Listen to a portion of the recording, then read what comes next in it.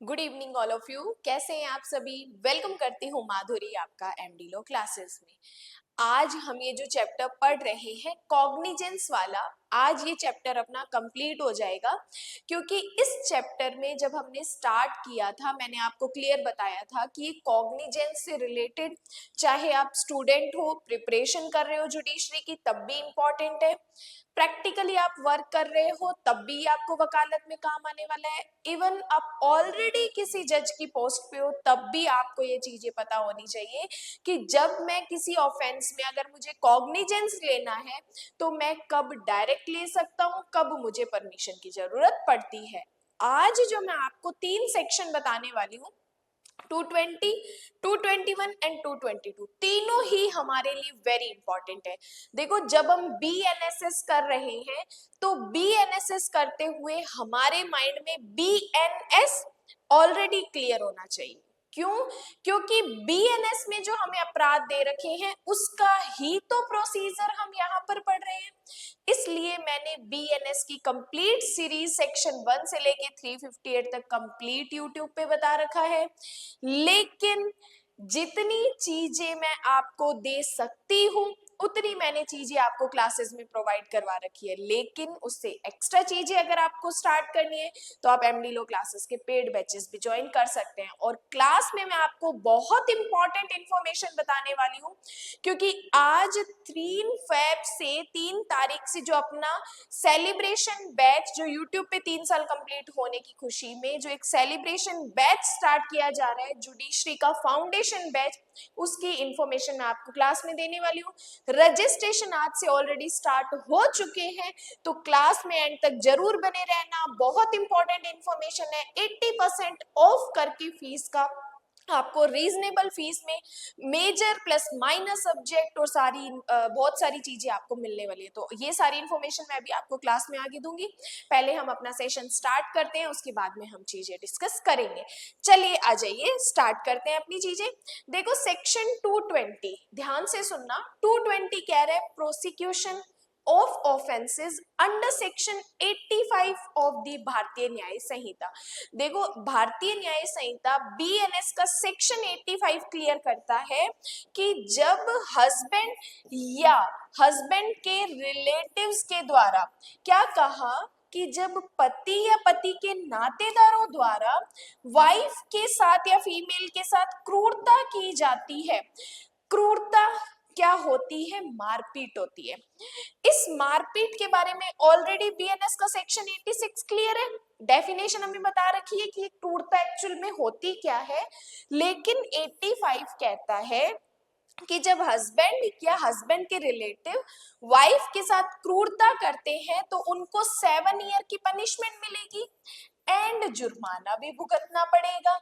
अब इस 85 के साथ हमें BNSS के सेक्शन 220 का प्लस करके प्रोसीजर पढ़ना पड़ता है। तो ऑलरेडी आप मेरे से 85 पढ़ चुके हो, तो फटाफट जाके सेक्शन 85 के साथ कोरिलेट करके लिख दो प्रोसीजर अंडर BNSS सेक्शन 220। 220 में हमें प्रोसीजर बता रखा है। अब देखो, मैंने आपको यहाँ पे बताया कि ये 85 का ऑफेंस क्या है, मैंने आपको बताया कि ये पनिशमेंट क्या मिलेगी। अब यहाँ पर इस सेक्शन में हमें ये क्लियर कर देंगे कि अगर 85 का कोई ऑफेंस है तो कोर्ट को अगर कॉग्निजेंस लेना है, संज्ञान लेना है, तो वो कैसे लेगा? कोर्ट अपना जुडिशियल माइंड अप्लाई कैसे करेगा जब इस सेक्शन के बारे में कोई भी परिवाद दाखिल होता है? तो सुनना, कोई भी कोर्ट BNS की धारा 85 के तहत दंडनीय अपराध का संज्ञान नहीं लेगा। क्या कहा? कोर्ट कॉग्निजेंस नहीं लेगा सिवाय उन बातों को छोड़कर। कौन सी बातें? उन तथ्यों की, नंबर 1 जिसमें पुलिस रिपोर्ट है जो इस तरह अपराध के गठन करते समय, या नंबर 2 अपराध से पीड़ित व्यक्ति, या नंबर 3 पीड़ित व्यक्ति की जगह पर पेरेंट्स, कोई भाई बहन या उसके पिता या माता के भाई या बहन द्वारा कोई शिकायत कोर्ट की परमिशन से, या नंबर 4 रक्त, विवाह या अडॉप्शन लेने से संबंधित किसी व्यक्ति द्वारा किया गया है। तो सिंपल सी बात है कि अगर कोर्ट के सामने 85 बीएनएस का कोई ऑफेंस आता है, अपराध आता है, तो कोर्ट कॉग्निजेंस नहीं लेगा। कब नहीं लेगा? कि अगर यहाँ पर व्यथित व्यक्ति जिसके साथ वो चीजें हुई है, अगर वो परिवाद करती है तो कोर्ट कॉग्निजेंस लेगा। अगर ये विक्टिम को कोर्ट के पास जाने के लिए कैपेबल नहीं है तो उसकी जगह पर उसके पेरेंट्स, भाई बहन ये परिवाद कर सकते हैं कोर्ट की परमिशन से, या ऐसा पर्सन भी परिवाद कर सकता है जो इस विक्टिम से या तो बाय ब्लड कनेक्टेड है, या बाय मैरिज कनेक्टेड है, या बाय अडॉप्शन से कनेक्टेड है। तो इनमें से कोई भी व्यक्ति कोर्ट की परमिशन से परिवाद दाखिल करेगा तभी कोर्ट कॉग्निजेंस लेगा। अगेन 85 का कोई ऑफेंस है, कोर्ट को कॉग्निजेंस लेना है, तो पीड़ित व्यक्ति, व्यथित व्यक्ति परिवाद करेगी। वो नहीं कर सकती तो उसकी जगह पर उसके पेरेंट्स, भाई बहन, कोई अडॉप्शन से रिलेटेड, ब्लड से रिलेटेड या मैरिज से रिलेटेड कोई अदर पर्सन है, वो कोर्ट की परमिशन से कॉग्निजेंस ले सकते हैं। ये हमें बताया सेक्शन 220 में। तो दोनों को मिला के छोटा मेंस का क्वेश्चन और इंटरव्यू का क्वेश्चन बनता है कि no court shall take cognizance of an offence punishable under section 85 of the BNS except upon number 1 police report, facts which constitute such offense, or upon a complaint made by person aggrieved by the offense, number 2 by her father, mother, brother, sister, or by her father, mother, brother, sister, or with the leave of the court की permission से, by any other person related to her by blood, marriage or adoption। इनसे अगर वो connected है, aggrieved person, तो court की permission से ये व्यक्ति भी क्या कर सकते हैं? परिवाद कर सकते हैं। देन इसके बाद बात करते हैं सेक्शन नंबर 221। देखो 221 कहता है कॉग्निजेंस ऑफ ऑफेंस, अपराधों का संज्ञान। अब ये अपराध कौन से हैं? तो इसके साथ आप लिख दो BNS section 67। Cognizance of offence, संज्ञान हम किस अपराध का ले रहे हैं? सेक्शन 67 का ले रहे हैं। 67 भी कौन सा? बीएनएस का। अब देखो बात करते हैं कि ये 67 एक्चुअल में क्या है, पनिशमेंट क्या है, किस बारे में डील करता है। देखो 61 कहता है कि अगर हस्बैंड और वाइफ सेपरेट रह रहे हैं, क्या अलग रह रहे हैं, तो अलग रहने के दौरान अगर हस्बैंड द्वारा वाइफ के साथ कोई सेक्सुअल इंटरकोर्स किया जाता है, किसी प्रकार का सेक्सुअल इंटरकोर्स किया जाता है, तो इस हस्बैंड को कितनी पनिशमेंट मिलेगी? मिनिमम यहाँ पे इसको 2 ईयर की पनिशमेंट मिलेगी, जो कि कोर्ट एक्सटेंड कितनी कर सकता है? मैक्सिमम इसको 7 साल की पनिशमेंट दे सकता है, एंड इसको साथ ही साथ जुर्माना भी देना पड़ेगा। कि अगर पति द्वारा पृथककरण के दौरान पत्नी के साथ मैथुन करता है, सेक्सुअल इंटरकोर्स करता है, तो हस्बैंड को मिनिमम 2 साल की पनिशमेंट मिलेगी ही मिलेगी, मैक्सिमम 7 साल की पनिशमेंट मिल सकती है, एंड उसको जुर्माना भी भुगतना पड़ेगा। ये तो कहता है हमें सेक्शन 67 ऑफ द बीएनएस। अब 67 का प्रोसीजर कहाँ दे रखा है? 221 बीएनएसएस में दे रखा है। तो आप फटाफट जाके बीएनएस की बेरेक्ट के खोल के और सेक्शन 67 के साथ कोरिलेट करके लिखो 221 बीएनएस, और 221 के साथ लिखो बीएनएस सेक्शन 67, क्योंकि ऑफेंस प्लस प्रोसीजर दोनों को मिला के हमारा मेंस का क्वेश्चन बनता है और इंटरव्यू का क्वेश्चन बनता है। अब सुनना, कोई भी कोर्ट बीएनएस का सेक्शन 67 के तहत दंडनीय अपराध का संज्ञान नहीं लेगा, लेकिन कहां पर लेगा? जहां व्यक्ति वैवाहिक रिश्ते में है, कि यहां तक हमें क्लियर कर दिया कि अगर हस्बैंड और वाइफ दोनों की शादी चल रही है, दोनों अपनी लाइफ में है, और दोनों के बीच अगर सेक्सुअल इंटरकोर्स होता है, तो कोर्ट कोई कॉग्निजेंस नहीं लेगा। लेकिन शिकायत दर्ज होने या किए जाने पर उन तथ्यों की प्रथम दृष्टया संतुष्टि पर जो अपराध का गठन करते हैं, जब वो पत्नी के द्वारा किया गया है, किसके अगेंस्ट? हस्बैंड के अगेंस्ट। कि जब अगर दोनों हस्बैंड वाइफ अपनी मैरिड लाइफ में है, दोनों के बीच सेक्सुअल इंटरकोर्स होता है, तो कोर्ट कोई कॉग्निजेंस नहीं लेगा। लेकिन अगर यहाँ पर वाइफ किसी प्रकार की कंप्लेंट दर्ज करती है हस्बैंड के अगेंस्ट, दोनों ऑलरेडी सेपरेशन की स्थिति में है, उस टाइम पे अगर वाइफ हस्बैंड के अगेंस्ट कंप्लेंट करती है तो प्राइमा फेसिया मैटर बनता है या नहीं, प्रथम दृष्टया समाधान होने पर कोर्ट क्या करेगा, कॉग्निजेंस ले सकेगा। देखो, no court shall take cognizance, court संज्ञान नहीं लेगा। An offense punishable under section 67 of the BNS, जब offense 67 में हो रहा है, where the person is are in a marital relationship, अगर वो अपनी वैवाहिक स्थिति में है then कोर्ट कोई कॉग्निजेंस नहीं लेगा, except किस चीज को छोड़कर, upon prima facie satisfaction of the facts with constitute the offense upon a complaint having been filed made by the wife against the husband। अगर कोर्ट को लगता है कि वाइफ ने ऑलरेडी हस्बैंड के अगेंस्ट ऐसी कोई कंप्लेंट दर्ज कर रखी है, प्राइमा फेसिया मैटर बनता है, तो कोर्ट कॉग्निजेंस लेगा, अदरवाइज कोर्ट कॉग्निजेंस नहीं लेगा। तो ये दोनों सेक्शन जो अभी हमने पढ़े 220 और 221 हमारे लिए मेंस का छोटा सा और अच्छा क्वेश्चन और प्लस इंटरव्यू का क्वेश्चन बनता है। प्री का क्वेश्चन सेक्शन बेस से बन सकता है। अब बात करते हैं section number 222, very very very important question है, डेफामेशन, मानहानि, जो हम बीएनएस में 356 में पढ़ते हैं।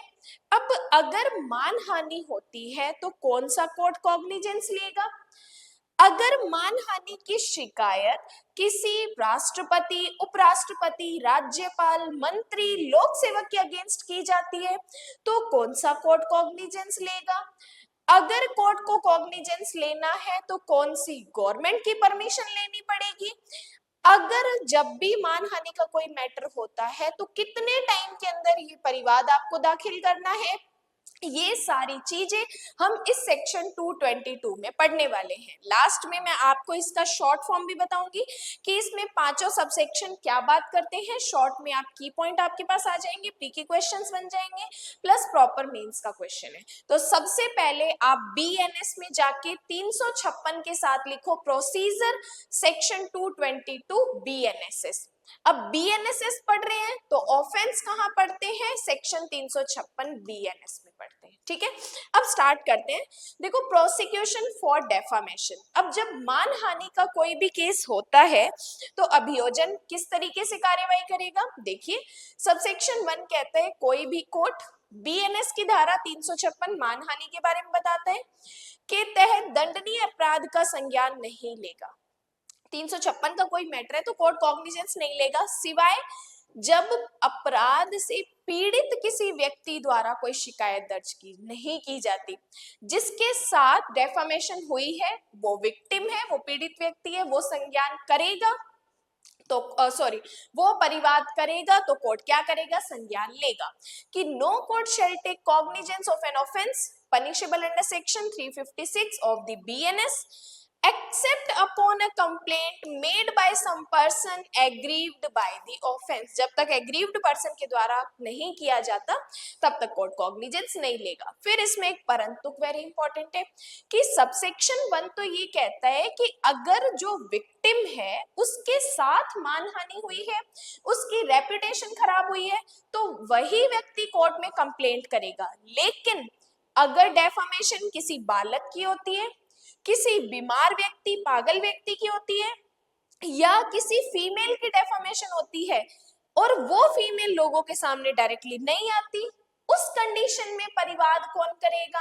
अब ध्यान से सुनना, ये प्री का और इंटरव्यू का क्वेश्चन है कि ऐसा व्यक्ति अगर कोई बालक है, कोई मानसिक या शारीरिक रूप से निशक्त है, विकलांग है, बीमारी या दुर्बलता के कारण असमर्थ है, या कोई फीमेल है, अगर इनमें से किसी पर्सन की डेफामेशन होती है, फीमेल कौन सी, जो स्थानीय रीति रिवाजों के कारण लोगों के सामने नहीं आती, सार्वजनिक रूप से उपस्थित होने के लिए कोई अन्य व्यक्ति, अंडरलाइन करो, कोई अन्य व्यक्ति, ये अन्य व्यक्ति कौन होगा? जिसे कोर्ट परमिट करे, कोर्ट की परमिशन से कोई अन्य व्यक्ति इनकी तरफ से परिवाद दाखिल कर सकता है। अब सबसेक्शन 1 और परंतु दोनों सुनना कि अगर मानहानि का कोई केस है तो जिसकी मानहानि हुई है वही आके कोर्ट में परिवाद करे। अगर जिसकी मानहानि हुई है वो बालक है पागल है, बीमार है, महिला है। इनमें से चारों में से ये व्यक्ति कोर्ट के सामने नहीं आ सकते, तो इन चारों की या पांचों की जगह पे कोई अन्य व्यक्ति कोर्ट की परमिशन से परिवाद दाखिल कर सकता है। कब? 356 के मामले में।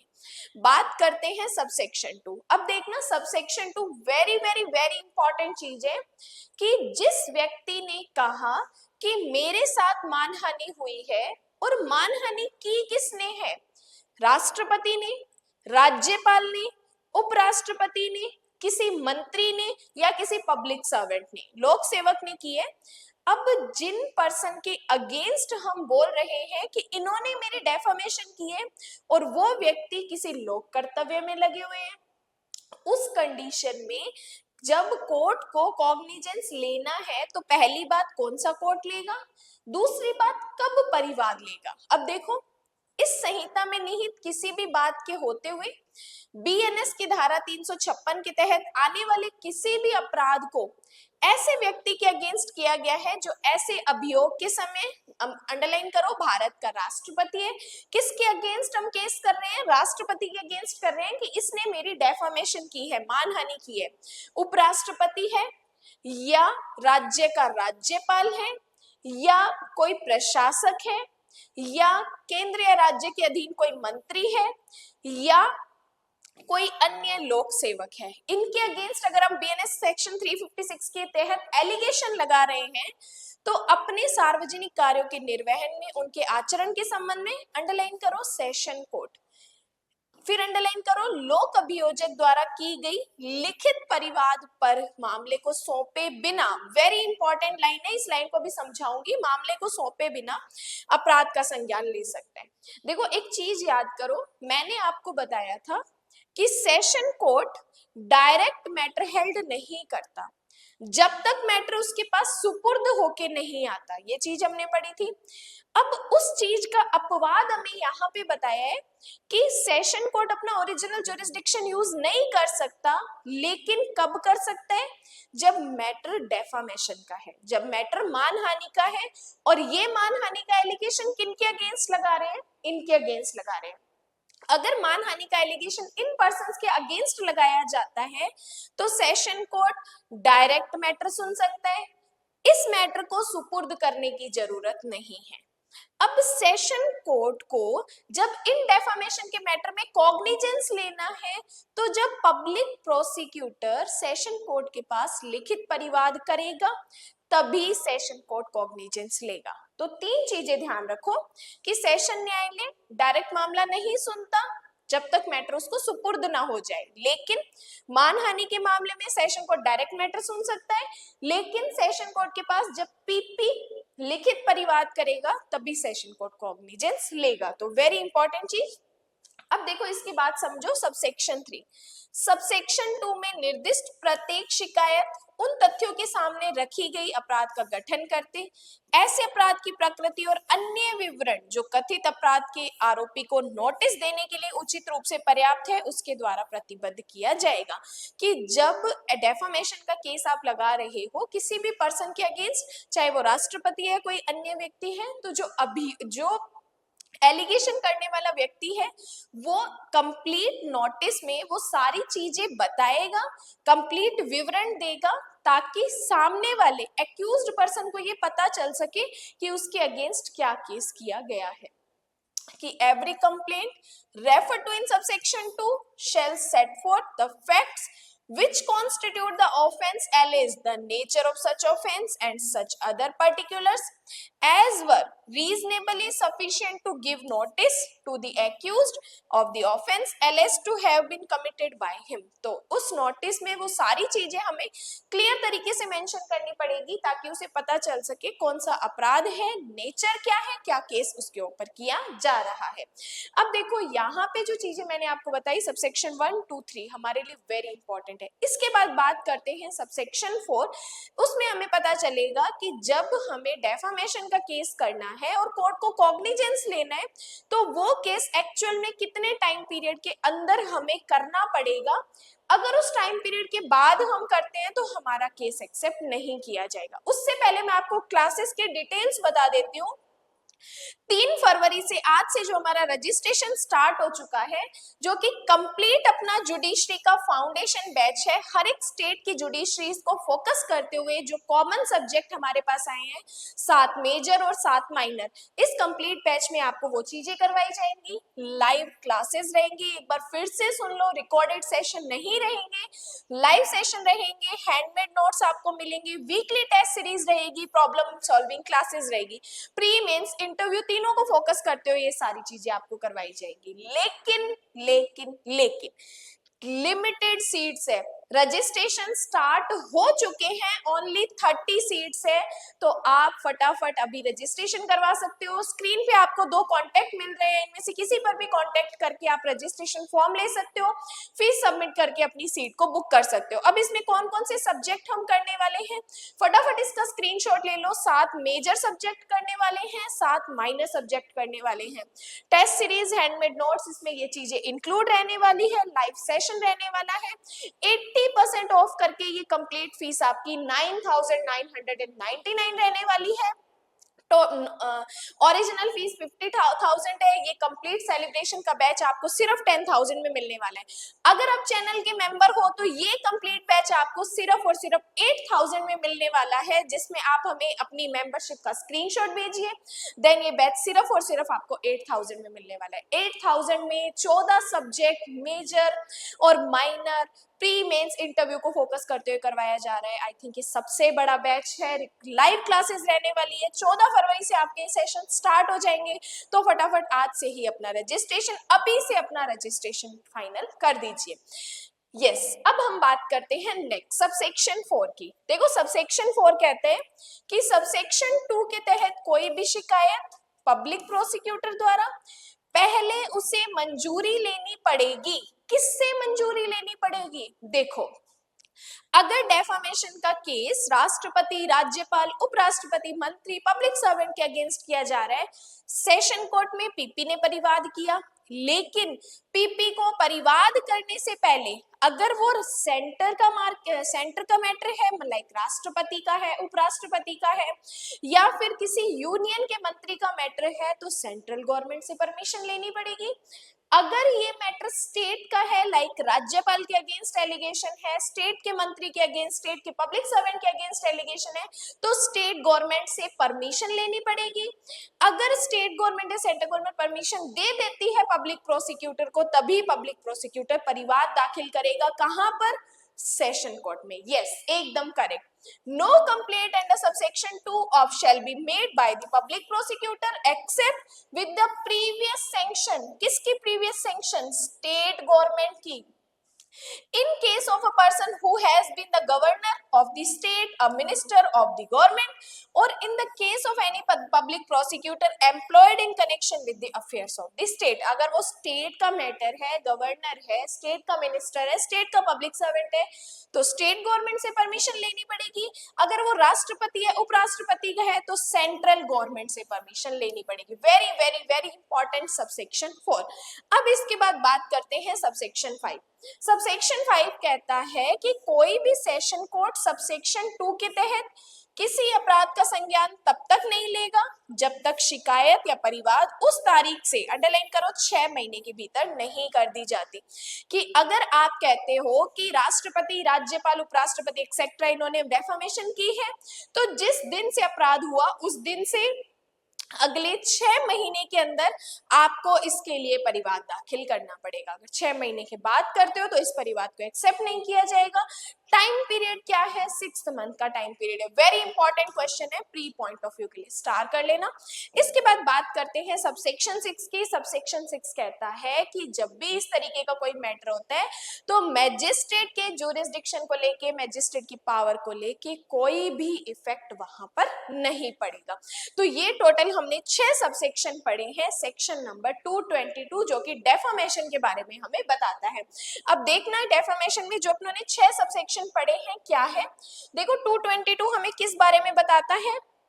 कि मानहानि के लिए अभियोजन, मानहानि हम ऑलरेडी कहाँ पढ़ते हैं, 356 में पढ़ते हैं कि 356 का कोई भी मैटर है तो कोर्ट कॉग्निजेंस व्यथित व्यक्ति के परिवार पर ही करेगा, अन्यथा नहीं। लेकिन अगर कोई बालक, महिला, बीमार व्यक्ति है तो अदर पर्सन की परिवार पर भी कर सकते हैं, लेकिन इस अदर पर्सन को जब कोर्ट परमिशन दे देगा तभी किया जाएगा।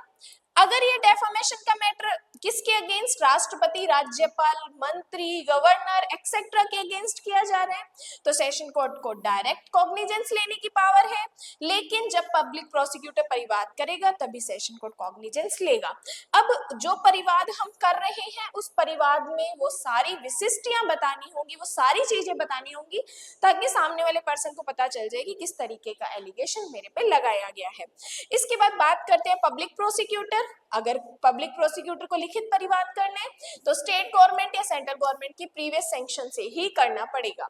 सबसेक्शन 5 कहता है सेशन कोर्ट कॉग्निजेंस तभी लेगा जब अपराध होने से 6 महीने के भीतर परिवाद दाखिल हो चुका है। सबसेक्शन 6 कहते हैं मजिस्ट्रेट की शक्ति पर, जुरिस्डिक्शन पर इसका कोई इफेक्ट नहीं पड़ने वाला है। तो ये चीजें हमने पढ़ी जो कि हमें बताता है 222 सेक्शन, जो कि डेफामेशन के बारे में बात करते हैं। डेफामेशन का ऑफेंस 356 में पढ़ चुके हैं, वहां पर अपवाद भी है जो कि मैं ऑलरेडी बहुत अच्छे से और बहुत शॉर्ट फॉर्म में क्लियर कर चुकी हूँ। जैसे अभी लास्ट में मैंने आपको एक जिस्ट बताई है, वैसे ही 356 के बारे में भी मैंने पहले डिटेल से एंड देन जिस्ट उसके बारे में बताई है। तो ये सारी चीजें जो मैं आपको बता रही हूँ वेरी वेरी वेरी इंपॉर्टेंट है। क्लास का टाइमिंग अभी जो यूट्यूब पे है 7 बजे रेगुलर अपनी 7 बजे अपलोड हो रही है क्लास, तो 7 बजे राइट आप बैठ जाया करो और यूट्यूब पे अपना सेशन लिया करो। प्लस जो मैं आपको डिटेल्स बता रही हूँ इस बैच की, फटाफट क्लास खत्म होते ही आप मुझसे कांटेक्ट कर सकते हो। स्क्रीन पे जो अभी आपको नंबर दिखे होंगे उस पे आप मुझसे कांटेक्ट करके एक registration form plus fees submit करके आप अपनी सीट को बुक कर सकते हैं। 14 फरवरी से अपनी क्लासेस स्टार्ट हो जाएंगी, तो आप फटाफट देरी ना करो, इतना बड़ा ऑफर शायद आपको फिर कभी ना मिले। बाकी क्लास कैसी लगी है उसके लिए लाइक कर दो, कमेंट कर दो, ऑलरेडी सब्सक्राइब कर चुके हो तो फटाफट मेंबरशिप लीजिए और इस बैच का बेनिफिट उठाइए। बाकी आज के लिए धन्यवाद।